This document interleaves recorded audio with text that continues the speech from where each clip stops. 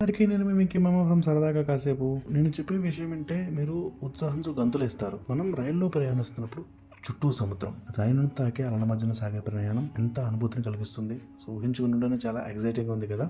తమిళనాడులోని రామేశ్వరం దీవిని మన ప్రధాన భూభాగంతో కలిపే పంబన్ వంతెన మీదుగా ప్రయాణం గురించి మాటల్లో వర్ణించలేం. కొత్తగా నిర్మిస్తున్న పంబన్ వంతెన బ్రిడ్జ్ గురించి మనం ఈ వీడియోలో తెలుసుకుందాం. సో వీడియోలోకి వెళ్లే ముందు మన ఛానల్ ఇంకెవరైనా సబ్స్క్రైబ్ చేసుకుని లైక్ అండ్ షేర్ కూడా చేయండి. సో వివరాల్లోకి వెళ్తే ముందుగా పంబన్ బ్రిడ్జ్ చరిత్ర గురించి మనం మాట్లాడుకోవాలి. పంబన్ బ్రిడ్జి భారతదేశపు మొట్టమొదటి సముద్ర బ్రిడ్జి. 1914లో రామేశ్వరాన్ని భారత భూభాగాన్ని కలిపేందుకు ఇది నిర్మించారండి. పాత రైల్వే వంతెన ప్రమాదకరంగా మారడంతో దాన్ని మూసేశారు. ఎందుకంటే సో ఆల్మోస్ట్ 100+ ఇయర్స్ అయిపోయింది, తుప్పట్టేసింది. సో ఎక్కడెక్కడ నట్స్ బోల్స్ లూడ్ అయిపోయినాయి. దాని గురించి ఏమన్నా ప్రమాదాలు జరిగే ఛాన్సెస్ ఉన్నాయని చెప్పేసి దాన్ని మరమ్మతులు స్టార్ట్ చేశారు. కొత్త పంబన్ బ్రిడ్జ్ యొక్క విశేషాలు. ఇది పురాతన బ్రిడ్జిని మించిన సాంకేతికతతో దీన్ని నిర్మిస్తున్నారండి. సెంట్రల్ గవర్నమెంట్ అయితే దీన్ని బాగా రామేశ్వర ద్వీపాన్ని ప్రధాన భూభాగంతో కలిపి కొత్త పంబన్ బ్రిడ్జిని కేంద్రం ఎంత బాగా నిర్మిస్తుందంటే ఈ రైల్వే వంతెన నిర్మాణం చేపట్టి ఇప్పటికే 4 ఏళ్ళు పూర్తయింది. రైల్ రన్ కూడా విజయవంతంగా సక్సెస్ అయింది. సముద్రం గుండా ఎలాంటి ఆటంకం లేకుండా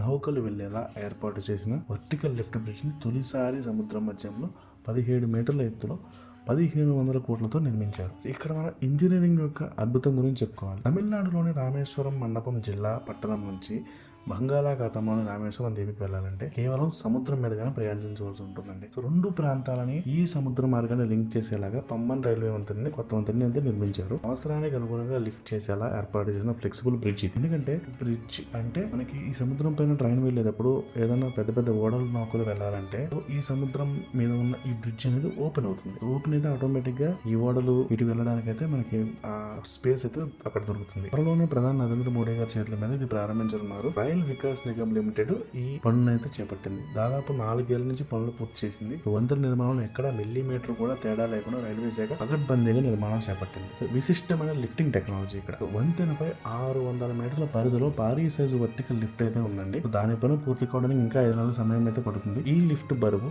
660 టన్నులు కాగా పొడవు 72.5 మీటర్లు ఉంటుందండి. పంబన్ వంతెన సముద్రంలో 2 కిలోమీటర్ల పొడవు అయితే ఉంటుంది. వంతెన కింద ఓడలు ఎలాంటి ఆటంకాలు రాకపోకలు సాగించేందుకు వీళ్ళు ఫుల్ ఫ్లెజ్డ్ గా అవకాశాలు అయితే కల్పించారు. ఈ వంతెనకు 2 వైపులా భారీ స్తంభాలు ఉంటాయి. వాటికి 320 టన్నుల బరువున దూలాలు వేలాడుతుంటాయి. వాటి బరువు 625 టన్నులు అయితే ఉంటుంది రెండింటిని కలిపి. సో ఇక్కడ గంటకు 58 కిలోమీటర్ల వేగంతో గాలి వీస్తారంటే ఆటోమేటిక్ సెన్సార్ల దూరంలో వంతెన అనేది ఆటోమేటిక్ గా మూసివేస్తాయి సెన్సార్లు అనేవి.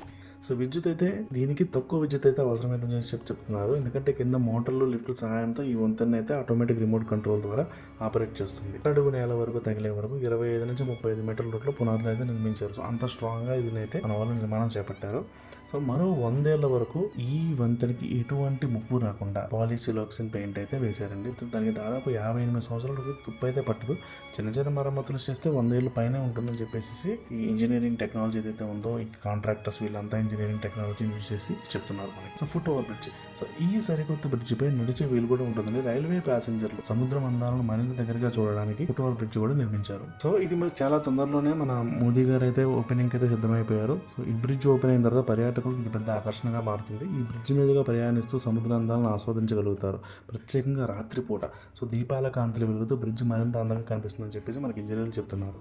సో ఇది భారతదేశంలో ఇలాంటి బ్రిడ్జ్లు అత్యంత అరుదు.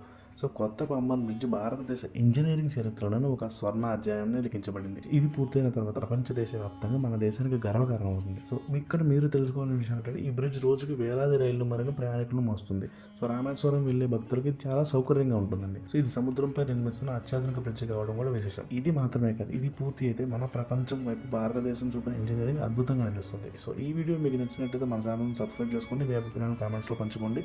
మరిన్ని ఆసక్తికరమైన విషయాలతో మళ్ళీ కలుద్దాం. ఈ రోజు సెలవు. By by.